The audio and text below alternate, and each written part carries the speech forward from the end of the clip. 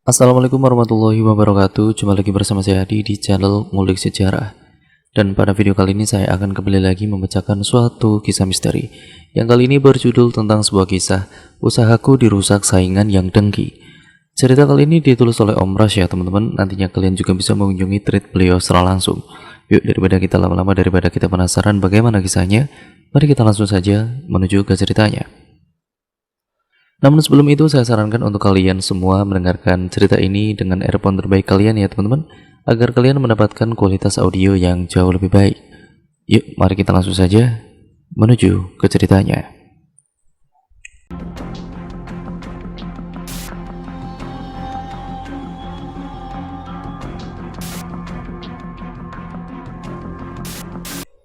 Berawal dari bukanya warung jaring milik pasangan suami istri yang baru menikah di akhir tahun 2021 tersebut, yaitu oleh-olehnya jengkol ya teman-teman, jajanan oleh-oleh khas AST atau PNKRN, ya biasanya jengkol direbus dan dimakan bersama lalaan yang terbuat dari kelapa.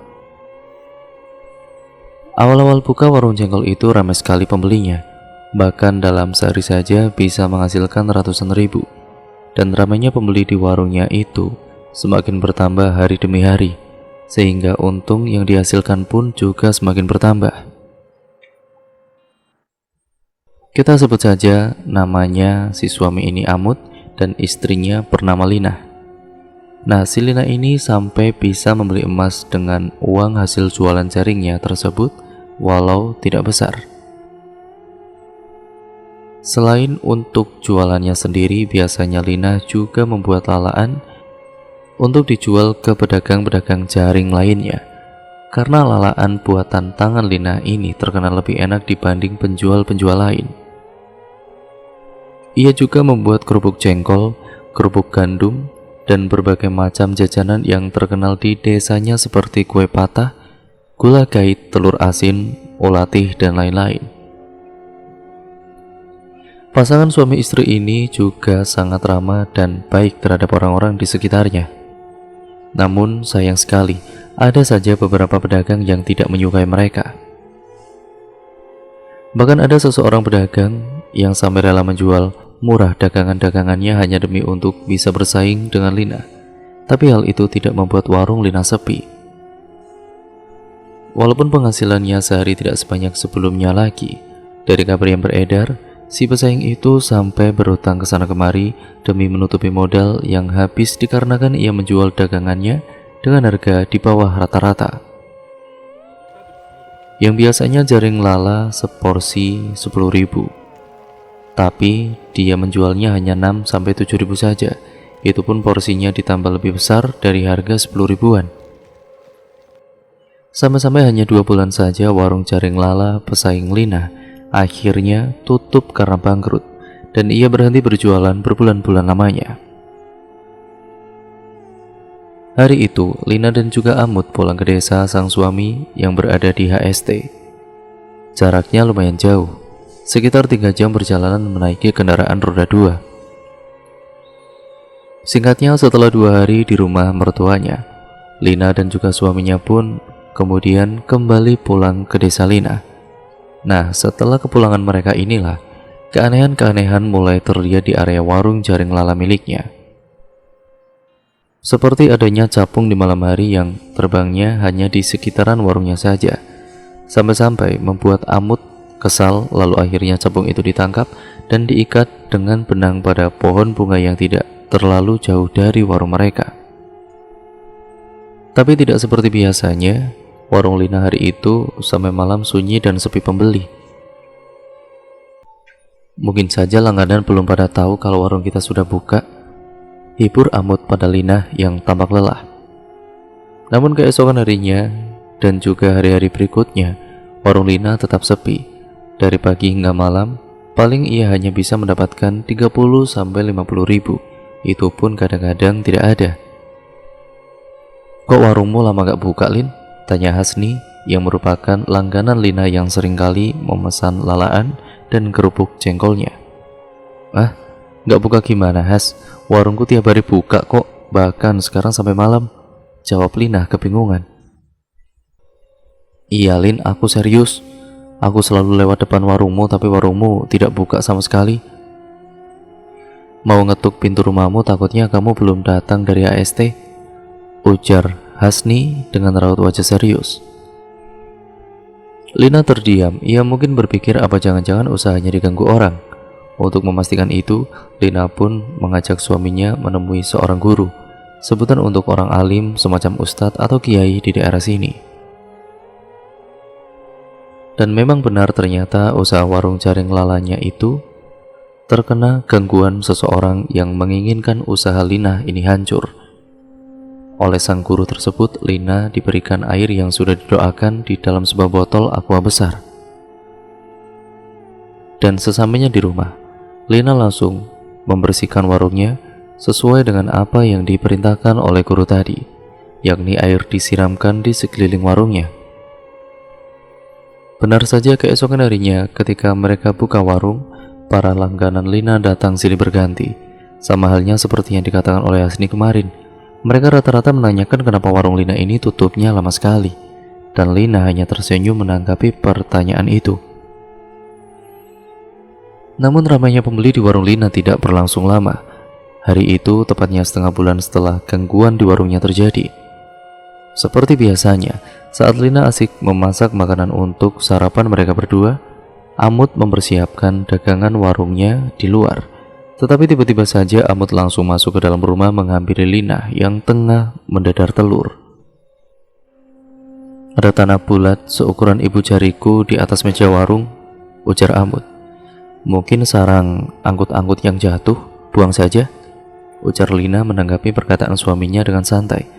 Karena di sana hewan angkut-angkut memang banyak.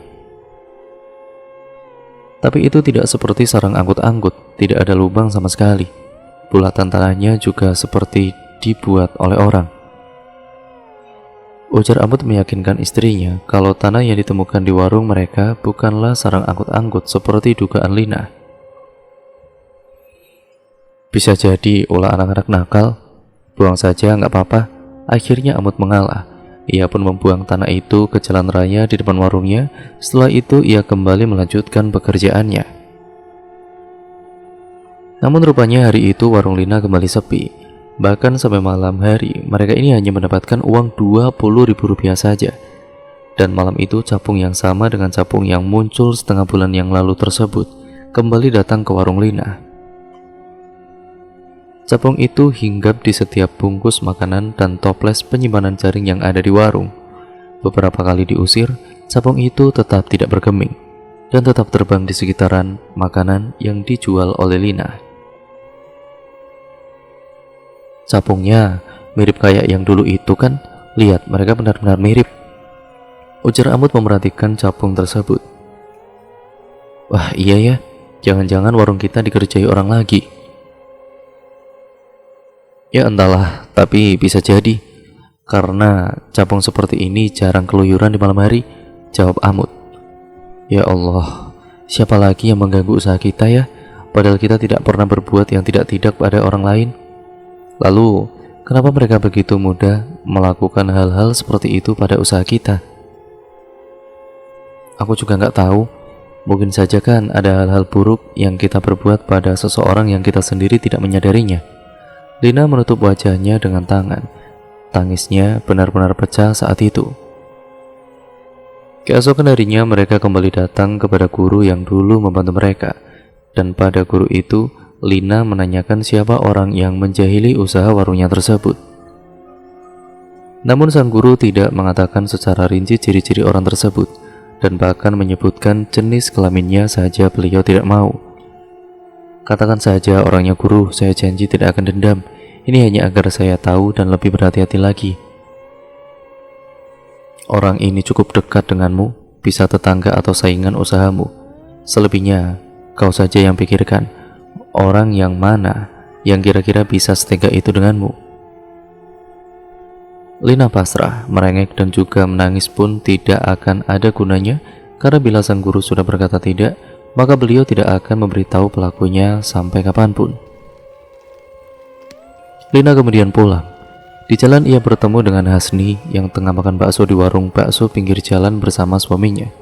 Warungku dikerjai orang lagi, Has, "Wah, apa kamu sudah minta air doa untuk membersihkan warungmu pada guru?" "Sudah, ini bahkan yang kedua kalinya, Has." "Ini orang yang sama atau beda, Lin?" tanya Hasni. "Aku ya tidak tahu," kata guru, "pelakunya bisa tetangga atau saingan usahaku. Kalau tetanggaku rasanya nggak mungkin, karena usaha mereka berbeda dengan usahaku. Tapi kalau sainganku, kira-kira sainganku yang mana ya?" "Apa kamu tidak diberitahu ciri-cirinya?" Lina menggeleng. "Tidak," beliau menolak memberitahuku, Has. "Aduh, kalau menerka-nerka begitu, dan kalau kita salah terka malah jatuhnya fitnah, Lin," ujar Hasni. "Nah, makanya itu aku nggak mau menerka-nerka orangnya. Walau hatiku sejujurnya curiga sama si A, jujur Lina, si A itu bukannya sudah berhenti berjualan ya?" "Iya, tapi sebelumnya kau tahu sendiri kan, dia berusaha menyaingi kami, menjual murah barang-barangnya, sampai mereka berhutang ke sana kemari. Tapi sudahlah, mungkin hanya aku yang menuduh mereka. Setelah aku pikir-pikir rasanya, ya juga tidak mungkin mereka itu." Asni menarik nafas panjang.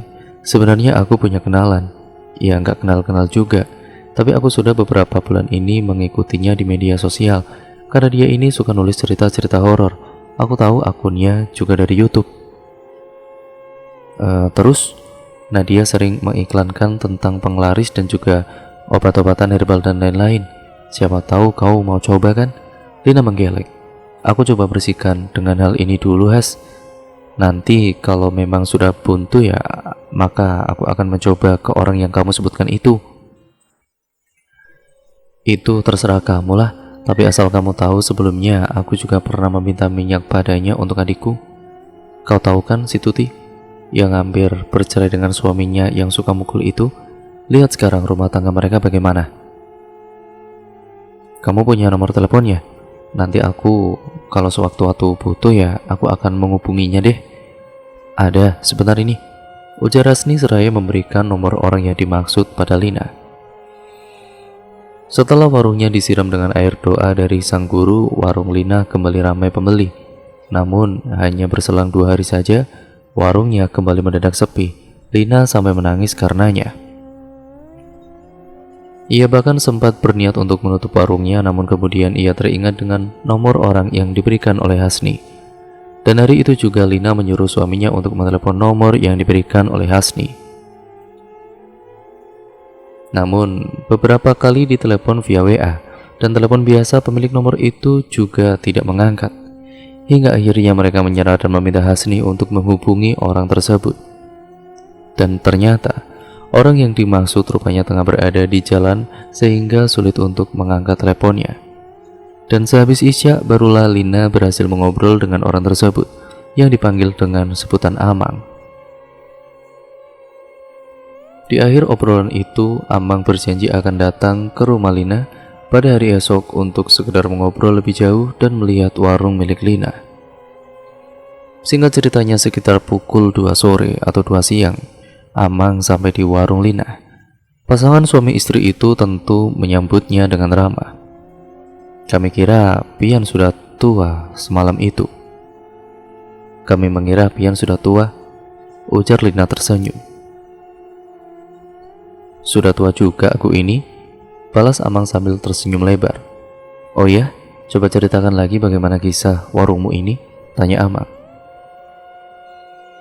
"Pertama itu ada capung di sekitaran warung ini, hinggap di makanan-makanan yang kami jual. Lalu oleh suamiku capung tersebut diikat kemudian ditaruh di pohon bunga sana itu. Nah, setelah kedatangan si capung, warung menjadi sepi sekali. Lalu saat aku bertemu Hasni, dia bertanya kenapa warungku tutup terus, padahal sebenarnya warungku itu buka. Setelah kami dari HST itu, warung langsung dibuka, tapi kata Hasni warung kami tutup. Nah, saat itulah aku curiga dan langsung meminta air doa pada orang yang bisa dan paham dengan hal-hal seperti itu. Biasanya memang pada beliaulah kami para pedagang meminta penglaris usaha. Setelah dibersihkan, ya warung kami itu kembali laris lagi, namun hanya bertahan setengah bulan saja. Kemudian setelahnya warung kami kembali sepi. Dan saat meminta air doa yang kedua ini, malah hanya bertahan 2 hari saja, lalu sepi lagi seperti ini, cerita Lina. Kalau ku rasa ini orangnya dekat, karena bisa memantau kondisi warungmu yang ramai ataupun sepi pembeli. Saat ramai itulah dia kembali mengirimkan yang tidak-tidak, ujar Amang. Nah masalahnya orang ini siapa? Karena guru yang kami datangi itu sama sekali tidak mau memberitahu. Jarang orang yang mau memberitahu, karena pasti akan menimbulkan masalah kalau diberitahu, ujar Amang. Ya tapi kan setidaknya tidak berniat dendam, Mang. Hanya sekedar untuk aku ini lebih berhati-hati saja. Amang tersenyum. Akan berbeda reaksimu kalau kau sudah tahu orangnya, kata Amang setengah bercanda. Sungguh Mang, aku tidak ada niat dendam kok. Dan kalau Amang memang tahu orangnya, aku mohon tolong beritahu saja. Aku tidak akan mengamuk atau apapun pada pelakunya. Amang menghela nafas panjang. Tapi sebelum itu aku minta waktu terlebih dahulu, dan izinkan aku untuk meminta beberapa gambar warungmu itu. Nanti aku akan beritahu, ujar Amang. Silakan Mang, kata Amut. Dan sebelum pulang, Amang terlebih dahulu mengambil foto warung Lina dari berbagai sisi. Tolong kabari secepatnya ya Mang, ucap Lina. Amang hanya mengangguk sebelum ia kemudian berbalik arah untuk pulang. Sehari setelahnya, Amang memberitahukan siapa pelakunya dan apa saja yang dikirimkan ke warung Lina melalui pesan WA. Dan melalui WA itu juga Amang berjanji akan datang ke warung Lina. Pengirim ini adalah bekas sainganmu yang sekarang usahanya sudah tutup. Dia wanita dan usianya itu lebih tua darimu, dan badannya sedikit lebih kurus, ujar Amang. Aku tahu siapa orangnya, Mang. Cukup kamu tahu saja dan jangan sampai dendam, pesan Amang. Yang dikirimkan ini awalnya berupa sesuatu benda cair sehingga lebih mudah dihilangkan, sementara yang kedua berupa tanah, yang ketiganya juga berupa tanah. Capung yang kalian tangkap pada malam itu memiliki arti kesialan. Jarak antara kiriman kedua dan ketiga ini tidak berselang lama. Sepertinya orang itu benar-benar menginginkan usahamu tutup, lanjut Amang. Jadi kiriman itu dari orang yang sama? Iya. Kalau aku ingin membalas perbuatan mereka itu, apakah Amang mau membantu? Begini saja, kita beri kesempatan saja dia untuk berubah. Dan semisal setelah ku bersihkan warungmu ini, kemudian dia berulah lagi, maka aku akan membantu untuk membalasnya, ujar Amang. Tapi kalau dibiarkan saja, aku takut dia akan semakin menjadi-jadi. Karena menurutku orang seperti itu pasti akan terus melakukan hal buruk pada usaha kami, sampai usaha kami benar-benar hancur. Amang menghela nafas panjang. Suaminya berjualan bensin juga di depan sana itu, Mang. Dan mereka itu memang sering bermasalah sama orang-orang sekitar. Terakhir nenek penjual bensin saingan mereka ini di warung sebelahnya itu meninggal tidak wajar setelah memarahi suami dari sainganku tersebut. Nah, aku takutnya begitu, cerita Lina. Amang mengangguk. Baiklah, kalau memang kamu mau mengembalikan apa yang sudah mereka kirim, Amang akan coba bantu.